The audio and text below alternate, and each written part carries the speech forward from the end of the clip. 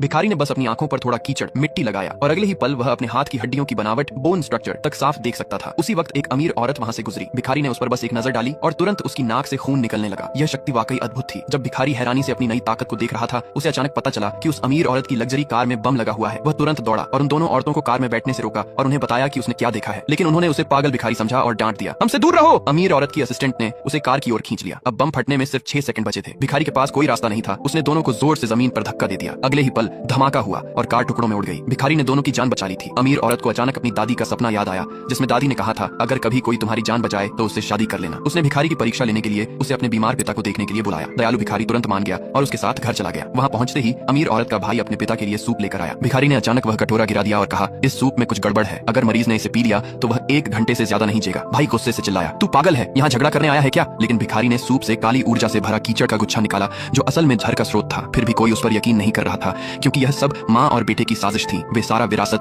Inheritance खुद रखना चाहते थे। भिखारी ने ठान लिया कि वह इन्हें बचकर नहीं जाने देगा। सबके ताने सुनते हुए भी उसने अपने थैले से एक झुर्रीदार आड़ू पीच निकाला और कहा, अगर मरीज इसे खा लेगा तो ठीक हो जाएगा। अमीर औरत ने बिना झिझके उस पर भरोसा किया, आड़ू का एक टुकड़ा काटा और अपने पिता को खिला दिया। अचानक पिता का शरीर जोर से कांपने लगा। माँ और बेटा मौका देखकर बोले, इसे पकड़ो, इसे कुत्तों के आगे फेंक दो। लेकिन तभी पिता की आंखें खुल गईं। उन्होंने सब कुछ सुन लिया था और जाना कि भिखारी ने ही उनकी जान बचाई है। उन्होंने तुरंत अपनी बेटी की शादी उस भिखारी से तय कर दी और उसे 10 और मिलियन वाला ब्लैक कार्ड दिया। भिखारी अब आदमी जब घर से निकला तो उसे गुंडों के एक गिरोह ने घेर लिया। वह समझ गया, ये जरूर उस अमीर औरत के भाई की साजिश है। गुंडे हमला करने ही वाले थे कि आदमी ने खुद को एक थप्पड़ मारा और वह अचानक गायब हो गया। सभी गुंडे हक्के बक्के रह गए। जब वह फिर प्रकट हुआ तो वह देवलोक हेवनली रियल्म में था। वहाँ तमाम देवता उसकी ओर झुक रहे थे। कोई उसे युद्ध की पुस्तकें, मार्शल आर्ट्स मैनुअल्स दे रहा था, कोई दिव्य सुइयां, डिवाइन नीडल्स, कोई ताबीज, टैलिस्मैन्स और कोई अमृत औषधियां, मिरेकल ड्रग्स। आदमी ने वहां से असीम खजाना इकट्ठा किया। उसका चेहरा खुशी से चमक रहा था। अगर तुम्हें मौका मिले कि तुम भी देवताओं से कुछ ले सको तो तुम क्या चुनोगे? ऐसी कहानियों के लिए फॉलो और सब्सक्राइब बटन दबाई और क्रिएटर रेक्सो